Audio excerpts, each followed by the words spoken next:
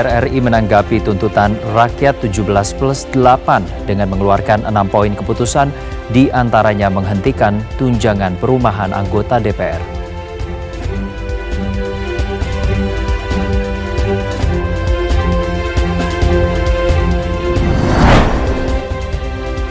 Kejaksaan Agung mendalami aliran dana tersangka ex Mendikbudristek Nadiem Makarim.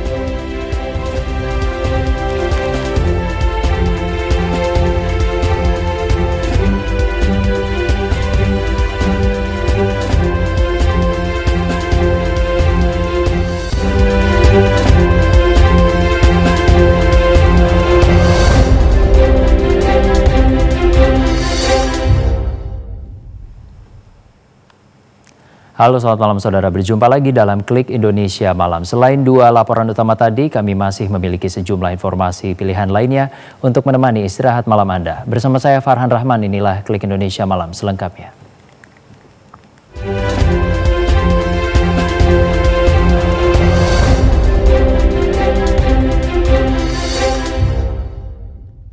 Mengawali Klik Indonesia malam hari ini, Dewan Perwakilan Rakyat Republik Indonesia menanggapi tuntutan 17+8 rakyat dengan mengeluarkan 6 poin keputusan hasil rapat konsultasi pimpinan DPR RI bersama fraksi-fraksi. Salah satunya DPR RI menghentikan tunjangan perumahan anggota DPR RI. Berikut pernyataan Wakil Ketua DPR RI, Sufmi Dasko Ahmad. Baik, Assalamualaikum warahmatullahi wabarakatuh. Selamat malam kepada rekan-rekan media yang hadir pada hari ini. Pada hari ini kami akan menyampaikan hasil keputusan rapat konsultasi pimpinan DPR dengan pimpinan fraksi-fraksi DPR RI yang dilaksanakan kemarin pada hari Kamis tanggal 4 September 2025.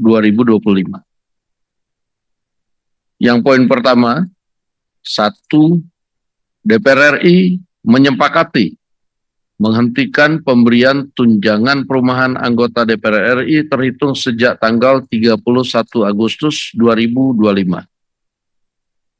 Yang kedua, DPR RI melakukan moratorium kunjungan kerja ke luar negeri DPR RI terhitung sejak tanggal 1 September 2025 kecuali menghadiri undangan kenegaraan.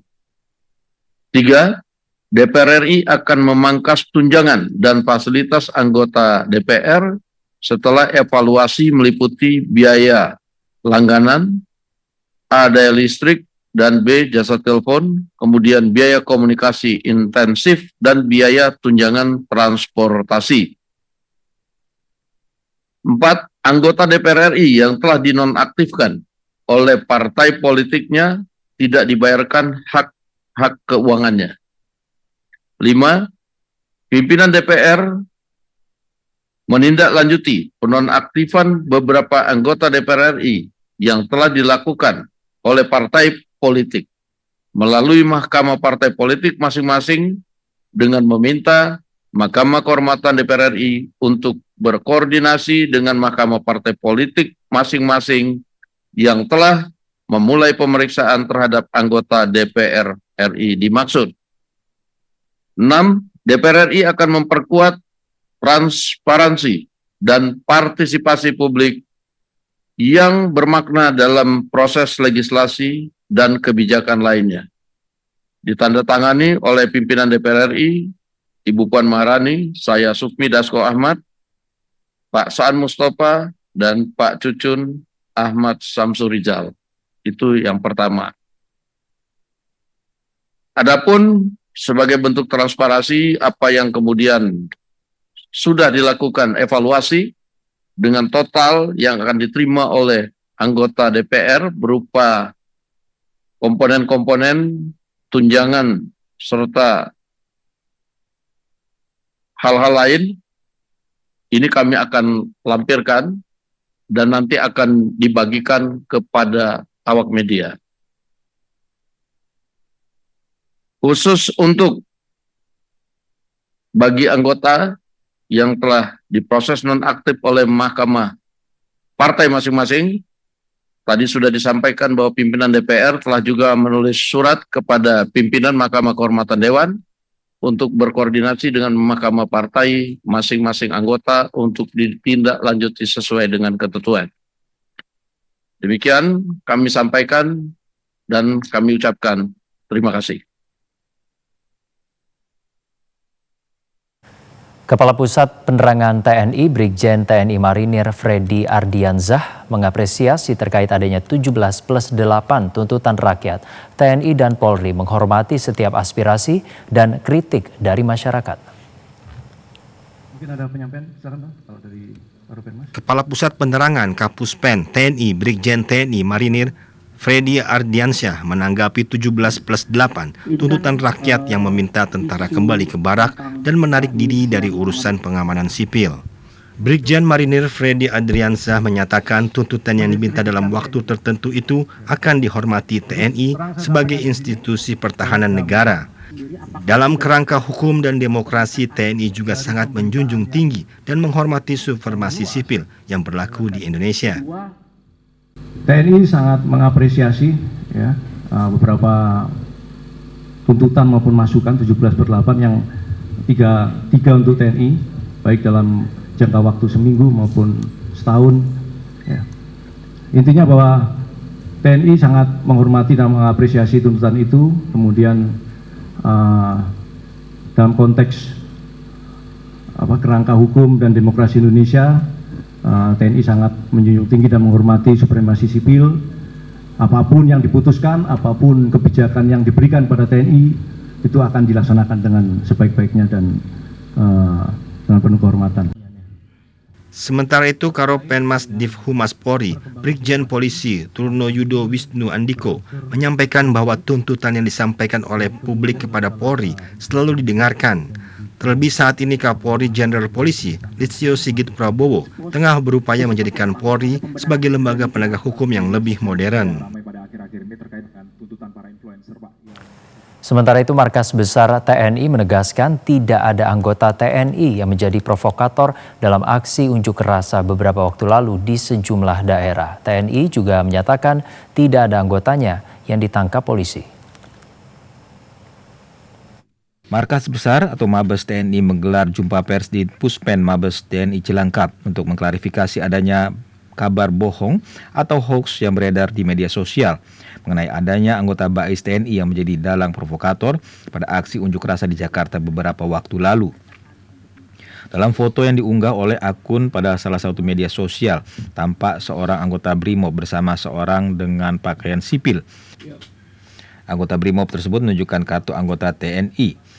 Kapuspen TNI Brigjen TNI Marinir Freddy Ardiansyah mengatakan anggota BAIS TNI yang berada di tengah aksi unjuk rasa di Jakarta dalam rangka menjalankan tugas intelijen. Berita hoax BAIS TNI dituduh provokator dan persudimu.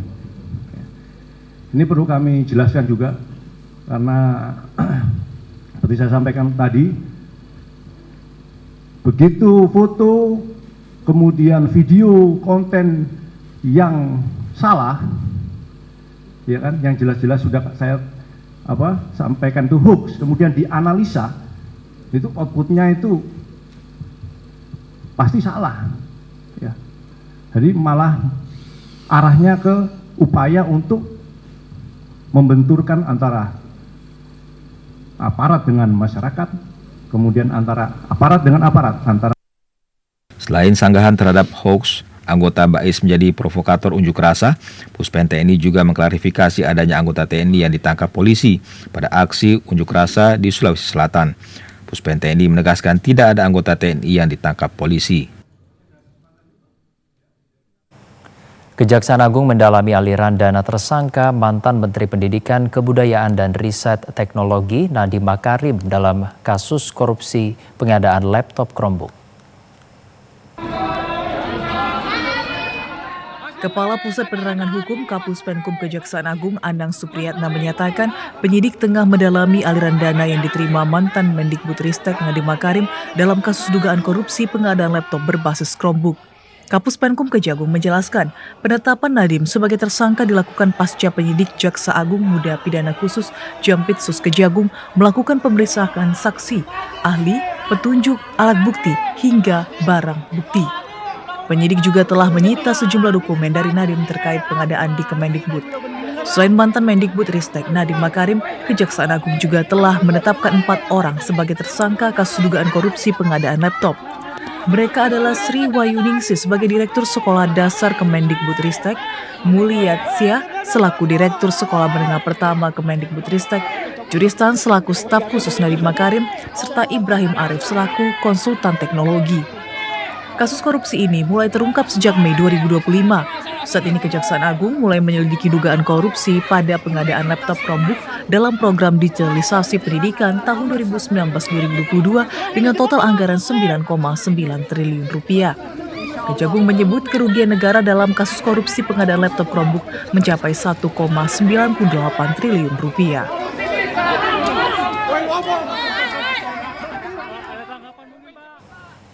Komisi Pemberantasan Korupsi mengatakan belum memutuskan untuk melimpahkan penyelidikan dugaan korupsi pengadaan Google Cloud di Kementerian Pendidikan, Kebudayaan, Riset, dan Teknologi ke Kejaksaan Agung.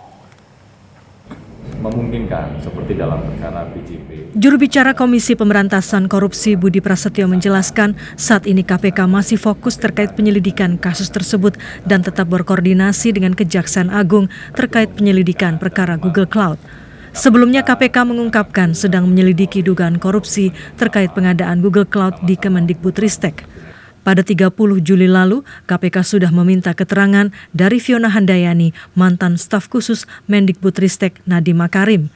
Kemudian mantan Komisaris Goto Andre Sulistyo dan mantan Direktur Goto Melissa Siska Juminto pada 5 Agustus 2025. Nadiem Makarim juga sudah dimintai keterangan pada 7 Agustus lalu. KPK menegaskan penyelidikan kasus dugaan korupsi terkait Google Cloud di Kemendikbudristek berbeda dengan kasus Chromebook yang ditangani Kejaksaan Agung. Selain itu KPK menyatakan sedang melakukan penyelidikan dugaan korupsi dalam pengadaan kuota internet gratis di Kemendikbudristek. Penyelidikan tersebut berkaitan dengan perkara Google Cloud. Sebelumnya pada 4 September 2025, Kejagung menetapkan Nadiem Makarim sebagai tersangka baru dalam kasus dugaan korupsi pengadaan Chromebook menyusul 4 orang yang sebelumnya sudah ditetapkan sebagai tersangka. Komisi Pemberantasan Korupsi KPK menyebut praktik jual beli kuota haji di Kementerian Agama merugikan jemaah yang lama mengantre. KPK mengungkapkan ada sejumlah pejabat di Kemenak diduga menjual kuota haji kepada sejumlah biro jasa perjalanan. Komisi Pemberantasan Korupsi meyakini ada praktik jual beli kuota dalam penyelenggaraan ibadah haji yang dikerjakan Kementerian Agama pada tahun 2023 hingga 2024. Praktik korupsi ini berimbas langsung kepada jemaah yang sudah lama mengantri. Juru bicara KPK Budi Prasetyo di Gedung Merah Putih KPK Jakarta menyatakan jual beli kuota haji yang didalami oleh penyidik KPK adalah jual beli yang dilakukan oleh para penyelenggara ibadah haji, para biro perjalanan. Juru bicara KPK mengungkapkan ada sejumlah pejabat di Kemenak diduga menjual kuota haji kepada sejumlah biro jasa perjalanan. Modus ini dimaksudkan agar calon jemaah haji yang baru mendaftar bisa langsung berangkat beribadah tahun 2024 tanpa menunggu lama. Orang yang menyerobot antrean ini membuat calon jemaah haji lainnya merugi sebab waktu perjalanan mereka jadi tertunda. Juru bicara KPK Budi Prasetyo juga mengungkapkan ada sejumlah pejabat menerima uang terkait praktik jual beli kuota haji ini. Namun sosok yang menerima uang terkait kasus tersebut masih dirahasiakan. Masalah dalam kasus korupsi ini adalah karena adanya pembagian kuota yang tidak sesuai dengan aturan yang berlaku. Indonesia diberikan 20.000 tambahan kuota haji untuk mempercepat antrean haji. Dari total itu pemerintah seharusnya membaginya dengan persentase 92% untuk haji reguler dan 8% untuk khusus. Namun sejumlah pihak justru membagi rata masing-masing 50%. Dalam kasus ini KPK sudah memeriksa banyak pejabat di Kemenak. Pihak penyedia jasa travel umroh juga dimintai keterangan. KPK kembali memeriksa mantan Menteri Agama Yakut Khalil Qomas pada Kamis 7 Agustus 2025 lalu. Seluruh korban dan bodi helikopter yang jatuh di Tanah Bumbu, Kalimantan Selatan telah ditemukan dan operasi SAR telah ditutup. 8 jenazah korban diserahkan ke Rumah Sakit Bayangkara untuk diidentifikasi dan black box diserahkan kepada KNKT untuk proses penyelidikan jatuhnya helikopter. Operasi Search and Rescue SAR gabungan helikopter BK117D3 register PKRGH yang terjatuh di kawasan hutan lindung Desa Emil Baru, Kecamatan Mantewe, Kabupaten Tanah Bumbu, Kalimantan Selatan resmi ditutup. Operasi pencarian berlangsung selama 4 hari sejak pesawat milik PT Isindo Air yang dinyatakan hilang kontak pada Senin 1 September 2025 lalu akhirnya membuahkan hasil. Di hari keempat pencarian SAR gabungan berhasil menemukan serpihan helikopter dan semua korban yang dinyatakan meninggal dunia. Total ada 6 kantong jenazah berhasil dievakuasi yang di dalamnya ada 8 jasad penumpang helikopter. Kepala Basarnas Banjarmasin Iputu Sudayana menyatakan dari operasi SAR yang berlangsung 4 hari, korban dan bodi helikopter sudah berhasil dievakuasi. Dengan ditemukannya korban dan helikopter, maka operasi SAR ditutup. Operasi SAR yang kita laksanakan selama 4 hari secara resmi hari ini saya nyatakan ditutup. Pelaksanaan operasi SAR berlangsung dari hari pertama sampai dengan hari keempat. Seluruh penumpang dan bodi pesawat sudah ditemukan dan telah berhasil dievakuasi. Untuk korban sebanyak 6 kantong, 6 kantong yang kita serahkan ke Bidokes Polda Kalimantan Selatan dan telah juga berhasil ditemukan black box dari pesawat tersebut. Setelah berhasil dievakuasi, seluruh korban langsung dibawa ke Rumah Sakit Bayangkara di Banjarmasin untuk dilakukan identifikasi. Sementara untuk black box diserahkan kepada Komite Nasional Keselamatan Transportasi untuk dilakukan penyelidikan penyebab jatuhnya helikopter. Klik Indonesia Malam masih akan kembali usai jeda yang satu ini. Tetaplah bersama kami.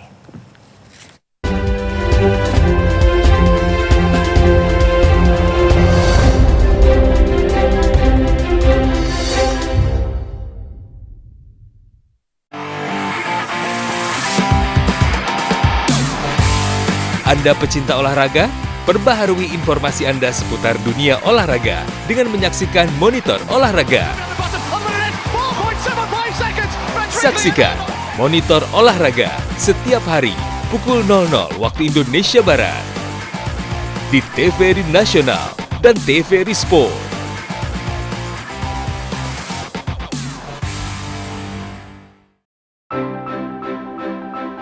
Start your day informed. Stay updated and finish strong. Only on TVRI World. Start your day with clarity and insight. Starting Point brings you all the top stories, key headlines, and live updates. Every weekday morning, 8 to 9 a.m. Know what's happening and why it matters.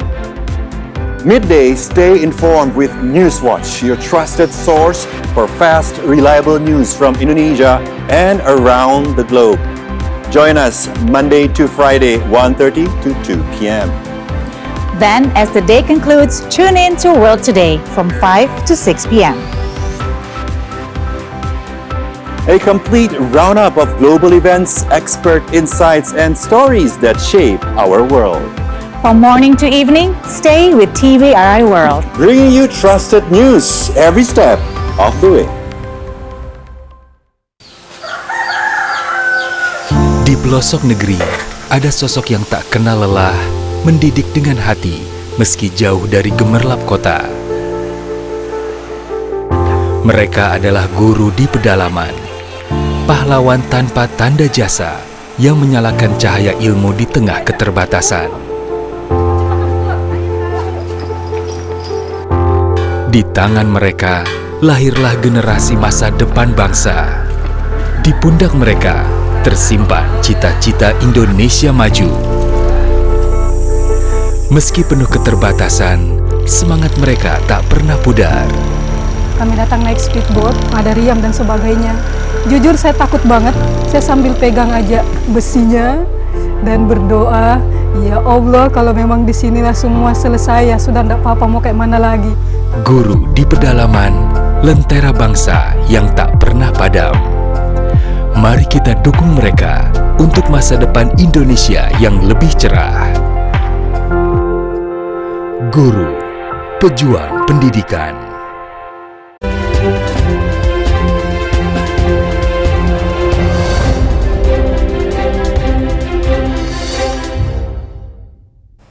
Anda masih bersama kami dalam Klik Indonesia Malam. Satuan Lalu Lintas Polres Cilegon mengungkapkan jalur Ciwindan Anyer Banten terpantau ramai lancar. Jalan didominasi kendaraan lokal dan daerah sekitar. Kaurbin Ops Satlantas Polres Cilegon Ibtu Adi Jarir mengungkapkan volume kendaraan pada Jumat 5 September 2025 di wilayah Pasar Anyer, Banten. Ibtu Adi Jarir mengatakan sudah ada peningkatan volume kendaraan, namun tidak meningkat secara signifikan. Kendaraan yang melintas didominasi plat lokal serta wilayah lainnya, di antara plat B, plat AA, serta plat AB. Tepatnya memang hari Jumat ini hari libur, jadi long weekend ya. Memang jumlah kendaraan, volume kendaraan memang ada sedikit peningkatan, namun tidak begitu padat. Dari pantauan dari pagi, dari mulai jam 8 kita sampai sekarang relatif kategori termasuk padat lancar. Kaurbin Ops Satlantas Polres Cilegon, Ibtu Adi Jarir mengatakan jika ada peningkatan volume kendaraan, sudah ada langkah yang disiapkan, salah satunya one way. Ibtu Adi Jarir mengatakan proses one way bersifat kondisional, yakni melihat panjangnya kemacetan yang ada. Anggota Komisi 4 DPR RI Rohmin Dahuri mendorong kolaborasi strategis dengan sejumlah pihak untuk merawat dan memperbaiki daerah aliran Sungai Cimanuk di Indramayu. Rohmin Dahuri juga meminta masyarakat Indramayu untuk bersama-sama menjaga mangrove karena berperan penting dalam menjaga ekosistem pesisir. Anggota Komisi 4 DPR RI Rohmin Dahuri mendorong kolaborasi strategis dengan Kepala Balai Pengelolaan DAS Cimanuk Citanduy, Umar Nasir, dan Kepala DLH Kabupaten Indramayu, Dedi Ape. Kerjasama ini difokuskan untuk memberikan penyadaran dan fasilitas teknologi kepada masyarakat Indramayu dalam merawat sekaligus memperbaiki daerah aliran sungai, khususnya DAS Cimanuk. Selain aspek teknis konservasi das dan hutan, Rohmin juga menyampaikan pesan moral dari Bupati Indramayu, Luki Hakim, bahwa masyarakat Indramayu perlu didorong menjadi warga yang produktif, serta berdaya saing di bidangnya masing-masing.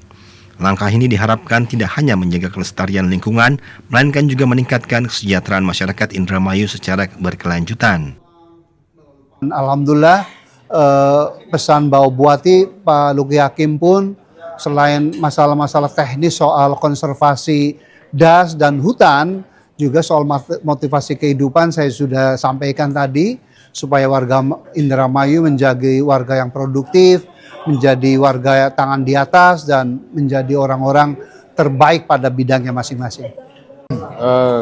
Koordinasi kolaborasi sangat baik dan ini harus terus dipertahankan dan ditingkatkan karena kita harus saling bersama-sama bergandengan tangan di dalam rangka mewujudkan kelestarian lingkungan.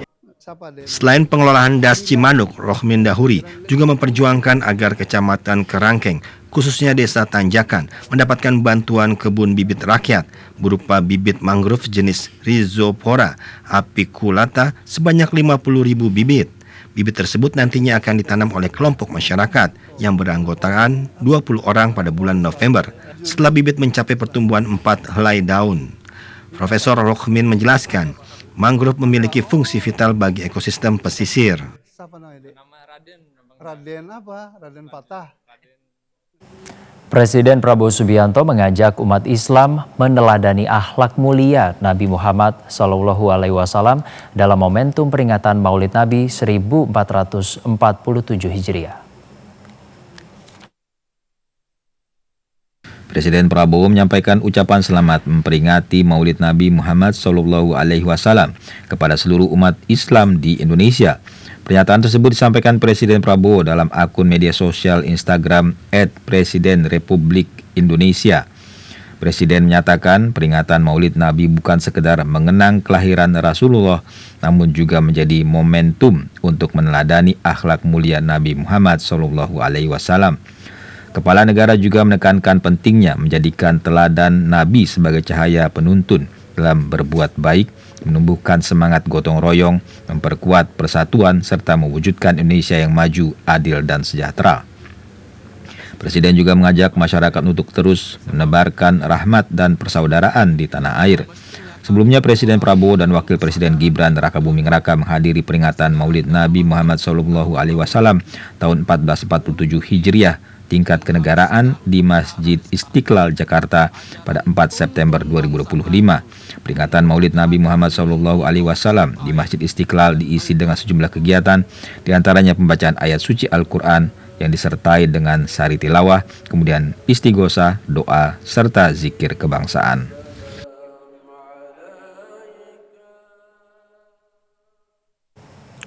Raja Keraton Ngayogyakarta Hadiningrat Sri Sultan Hamengkubuwono X menjalani prosesi jejak banon di sisi selatan Masjid Gede Kauman Yogyakarta dalam peringatan Maulid Nabi Muhammad SAW. Prosesi jejak banon hanya dilakukan 8 tahun sekali setiap tahun di dalam kalender Jawa oleh Raja Keraton yang bertahta.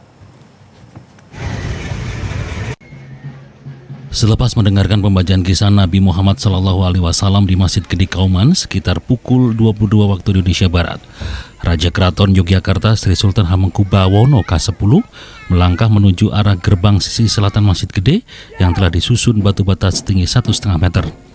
Para prajurit Keraton Yogyakarta membawa tombak membentuk pagar betis sebagai akses jalan Sultan. Sebab warga dan wisatawan berebut mendekat baik dari sisi utara tembok maupun selatan atau di jalan Kauman. Sekitar 5 menit kemudian, Sultan melakukan prosesi jejak banon atau jejak peteng. Secara garis besar, jejak banon ditujukan untuk mengenang usaha penyelamatan diri dari musuh yang dilakukan Pangeran Mangkubumi, pendiri Keraton Yogyakarta, usai salat Jumat di Masjid Gede. Jejak banon digelar 8 tahun sekali dalam penanggalan Jawa dan bukan sekedar simbol ritual.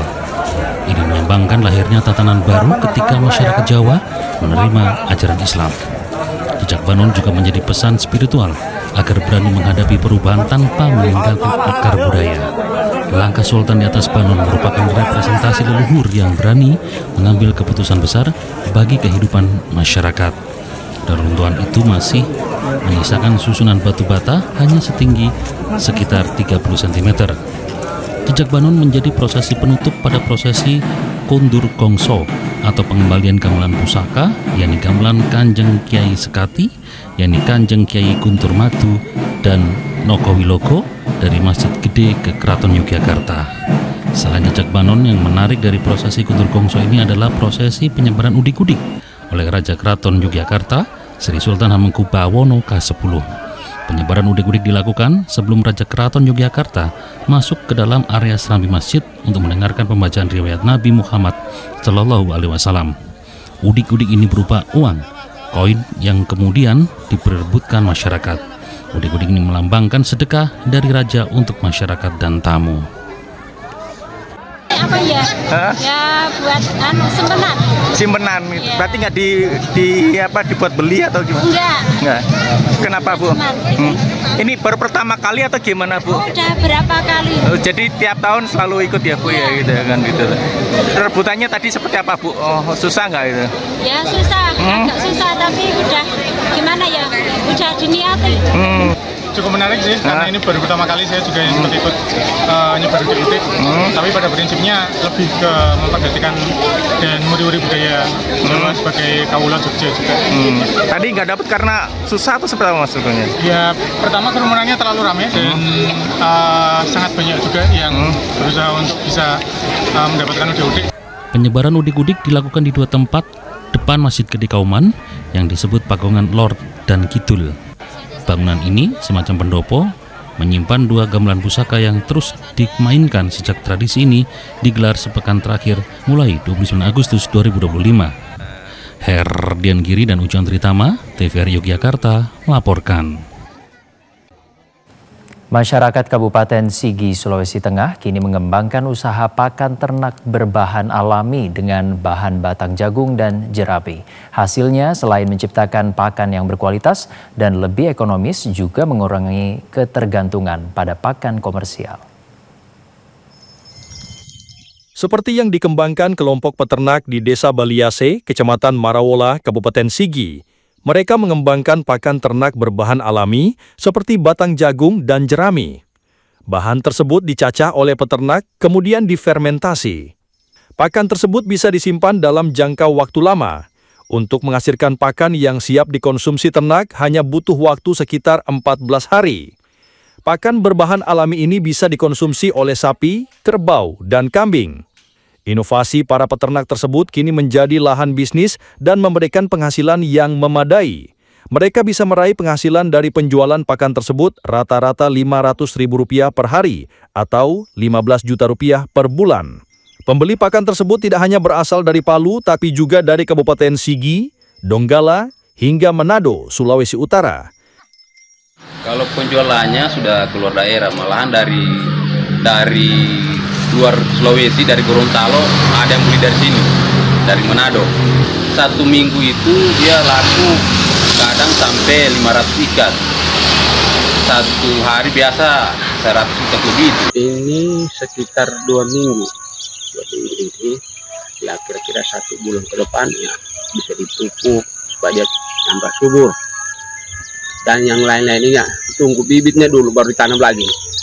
Kalau sudah bisa dibibitkan ya kita olah lagi supaya teman-teman yang lain bisa mengikuti di sini.